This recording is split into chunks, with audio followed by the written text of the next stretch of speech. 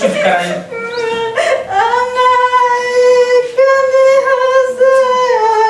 चुप रहो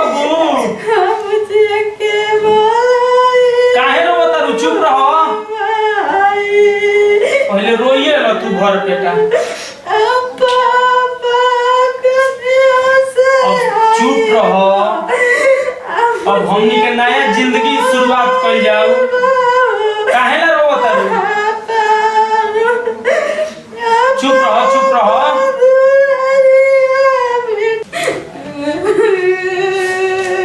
चुप रहो चुप रहो काहे ला रोता रू हां बाबूजी कहले बड़ू तहार भता रह जे बने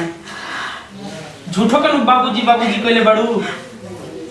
सुनो चुप रहो सब पहले चुप रहो अब हाँ देखो तो जैसन सोचले रही भगवान से जैसन मंगले रही वैसन ही मिलल बड़ू आ तब होई तारा मुखड़ा परवाई रही त निक लागी अब कतना चांद के टुकड़ा लागत है आ तू रो के झूठो के बेकार करत है रोवल ना जला जौन भी दुख सुख करे बाप तारा खाती हम हमरा खाती तू ही बड़ी हमारा दुख में तू साथ देबू तारा दुख में हम ही साथ दे अब रोवाला में कुछ बा ना देखो तो हंसत रू तो कतना चांद के टुकड़ा लागत रू आ देखो अब ढेर बात भइल अब बज गई 12 जानलू तो हमनी के 1 बजे ले पहले हमनी के खोज जाए पहले होई ताम झाम हटाओ गड़त ना गड़त बाप रे केते के माला बा अच्छा ई बताओ बोली कबो नई घर में कौन लवर से मिलल बड़ू कि ना हां ना जी की गोल का कहतन जी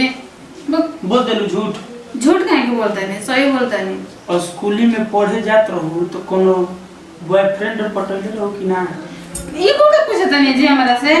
कहत नहीं कि 1 बजे से पहले हो जाई आप तो माने पहले ले पूछ के हम आए थी हो जाता नहीं पहले ही ले फ्रैंकली हो जाता नहीं कोनो दिक्कत बा पूछ देनी तो अब हम ना पूछब तारे तो हमर बाबूजी ये पूछे तारे ले हमरा से पूछी किरावा का कहले बनी बताई ना हां हमहू बताई तूहू बताई हो अच्छा ई बताओ तू पहले हमरा हाथ पर हाथ रख के बताओ सच बताई हो जहां गलती बताइलू तो तार भाता झूल जाई अभी कह देता नहीं ये दादा नतिया का कहियो अभी पूछे लगा हां बोली ना का ई बताओ कि कबो गोड़ही में कबो लवर में के बात कइले बड़ू कि ना ना जी उ त नहीं कहले बोल देलो झूठ हां लेकिन बियाह से 15 दिन पहले तो दो का सोचत हलू कुछ ना बताओ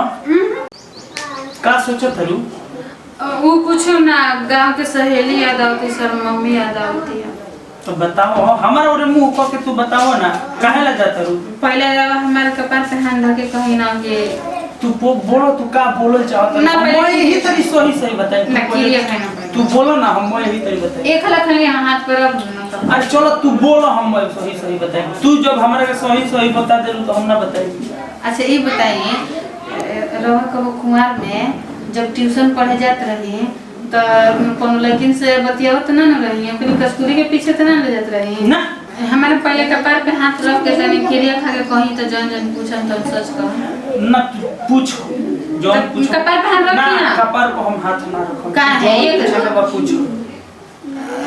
ना माने कपार पे हाथ रखम ना तू पूछो जौन पूछबू हम सही जवाब देम हां इतना भरोसा रखो कि हम गलती बोल ना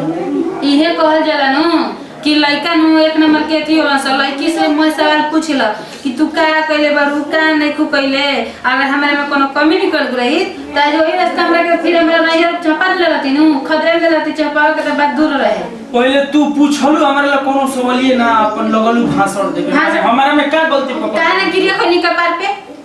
तो तू बात पूछो तू का पूछबू का ना पूछबू सही पूछबू कि गलती पूछबू तो हम कैसे क्रिया सुनो हम बताओ तनी हम ए लेना कहा के क्रिया खैनी हो हां कि लइका हइए आ खेले खाए के उम्र बढ़ नहीं बा गलती हमरा से एक बार कॉलेज में भइल बा ये से हम ना के अथी क्रिया करनी हम हाँ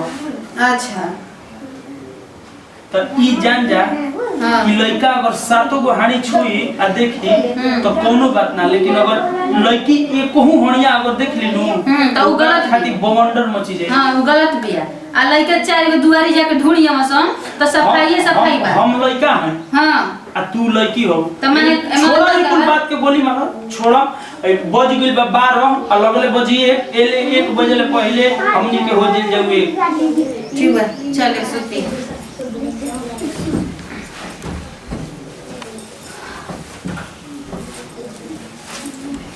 हे भगवान बचा ले, बता दे सॉरी सॉरी ना हमारे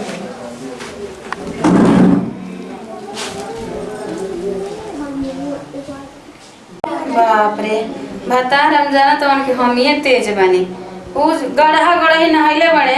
तो उ ढेर जाना तो हम तो गंगे नहैले बनी। सब करम क के आके जब बैठ गनी ई का जनियन कि का बाटे का ना आ जाना तो कोई से पता नहीं एगो गलती कर बनी 7 गो हानी मर्द आई के रजियन से नाच के तो निमने बन सा लड़की खराब ऐसा तो अब ला तारा का पारे कर लही बउए।